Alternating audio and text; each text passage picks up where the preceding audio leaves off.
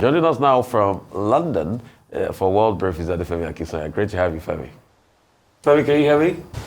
Hi.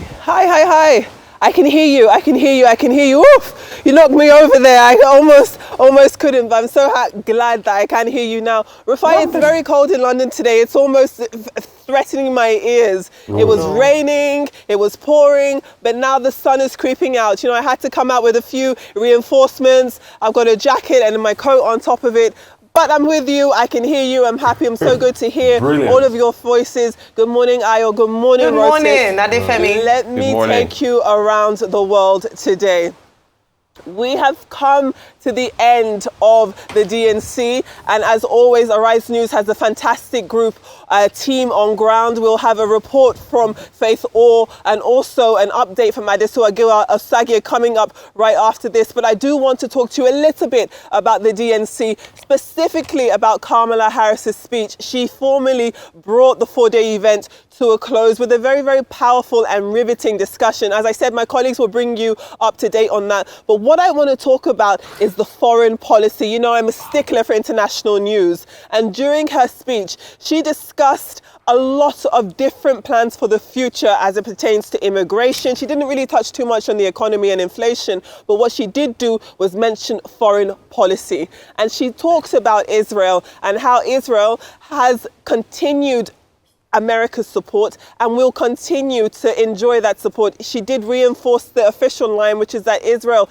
has the right to defend itself against terrorism, and specifically against the terrorism perpetuated, she says, by Hamas, especially in the aftermath of these October 7th attacks, where countless people in the region were attacked, were murdered, were sexually assaulted, were kidnapped, and met their untimely death. So she has continued to condemn that type of violence and says that Israel does have the right to defend itself. But she also, in the very next breath, talks about how the bombardment, the humanitarian crisis, the issues that we're seeing happening in Gaza is heartbreaking and is too much. So she says there has to be some form of respite in order for a forging of a path where people in Palestine, in these regions, will be able to enjoy the dignity, and respect of self-determination. So there, she did try to, with her speech,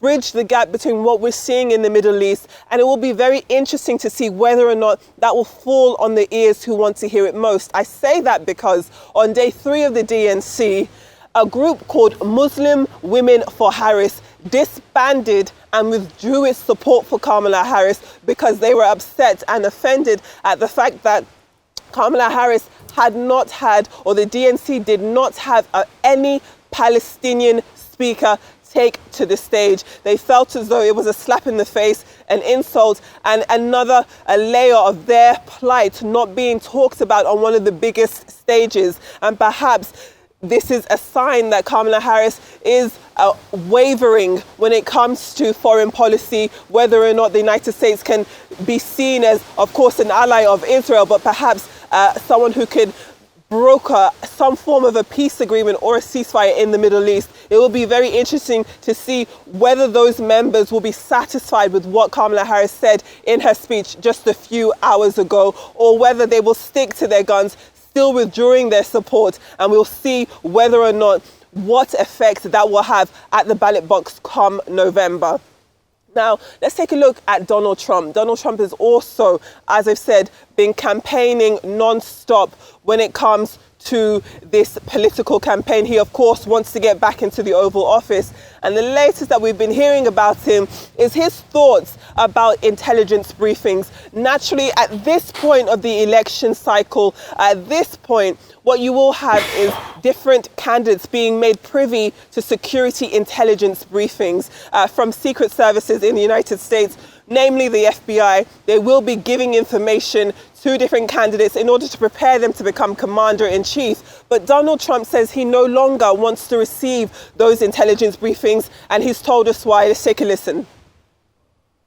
It's very easy to see what's happening. We have an incompetent leader, and we have two incompetent leaders. We have a Marxist that's going to try and be president, and This country is not ready for a Marxist or a communist president, and that's what she is. She destroyed San Francisco. She destroyed California, and this country is not ready for it. So I don't want that, because as soon as I get that, they'll say that I leaked it.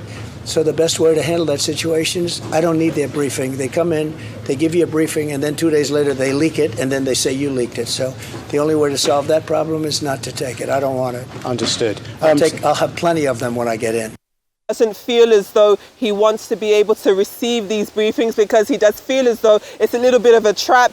As he just said, they'll give him the briefings now, those briefings will be leaked, and then he'll be blamed for them. So he doesn't want them. He believes that once he gets into office, he'll get all of the information that he needs to have. So again, we are hearing a lot from Trump in this week too, a lot of him preparing himself and also making sure that there is some form of difference between himself and, of course, the political candidates on the other side. Talking about other political candidates, RFK Jr. has withdrawn his nomination to be on the ballot for Arizona.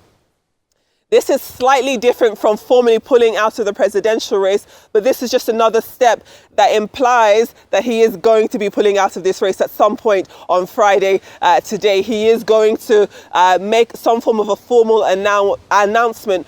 Why he has done this is because whether or not he chooses to withdraw after today, he would still be on the official presidential ballot. So him withdrawing from Arizona means that his name wouldn't be included on these presidential types of ballots, which again is another huge clue that he is going to pull out of this race. And it will be interesting to see, as reports have suggested, whether or not he will throw his support behind Donald Trump and endorse his own campaign. Moving away from the politics of it all that we've been seeing, we've got an update from that sunken ship that came down off the coast of Sicily, of course, where 22 people were on board, some 15 survived. But now we have unfortunately got the news that Mike Lynch, often referred to as the British Bill Gates, his body has been found and confirmed and identified as him. Unfortunately, his 18-year-old daughter is still yet to be formally identified.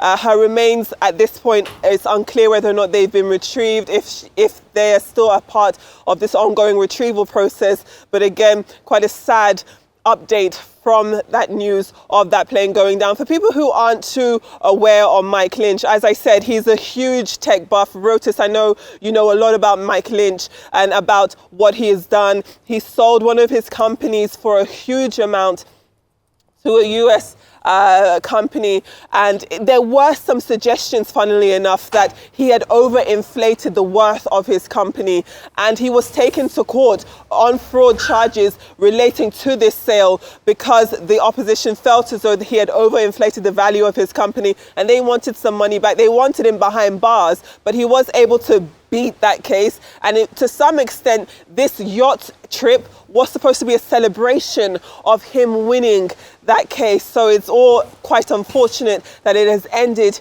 in this way.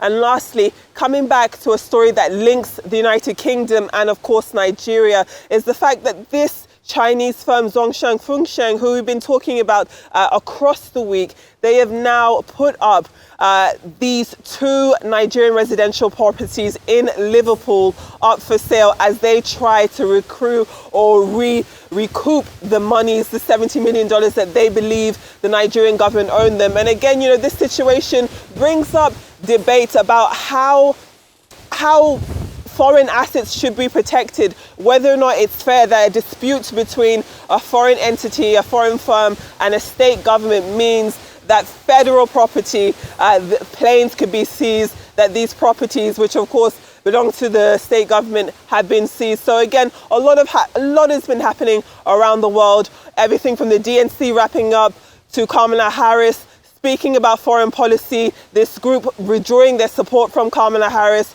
Donald Trump saying that he no longer wants to receive any type of intelligence security briefings, Mike Lynch's body being found while his daughter's remains are still unknown, and of course this situation between Ogun State government and this Chinese firm, which has resulted in 2 properties in Liverpool going up for sale. Let's have a look, listen to what you've got to say.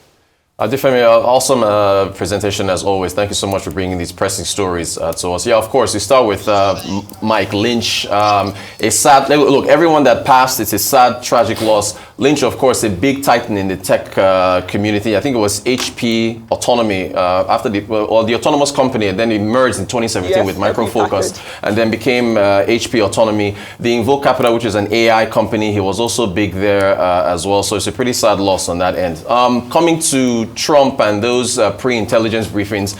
The pre-intelligence briefings for party nominees, well, it's not back, it's not required by law. It usually comes in late August, early September. Nothing really too classified is provided. They're kind of broad in scope. It's when you actually, are about to take the White House that they become pretty important. Famously, Biden did ban him from getting them, saying that he was not trustworthy enough to be able to look through those intelligence briefings. And that was before his classified documents case, which he was indicted on. So, that is something to be said with respect to Trump not wanting to, indict himself any further. But that case still has to be looked at. And then finally, Kamala Harris. Strong speech. She, came across as really, really tough. It was nice to see the balance that she thread the needle between Israel and Palestine. It is a shame that they didn't allow that Palestinian to address the crowd, perhaps because they were, worried about the inflammatory language. Next thing now is the debates. It is all now on the debates. If she wraps up the debates, then I think I can have, confidence that she'll take this home. Well, as someone said, if only elections were won by speeches, then last night would have been her coasting away to victory, as a number of people had praised Kamala Harris's speech. But of course, we know that elections are not won by speeches, debates and all that. Yes, it might improve ratings, but there's a lot of work still ahead of her. And there's no doubt about it. A number of people have spoken about the quality of the speech, the much anticipated, I must say, speech by Kamala Harris. And I believe that she showed confidence. She looked presidential, which some people had sort of been a bit concerned about, that she sometimes would appear as not being that, that fierce as president of the most powerful nation, on earth.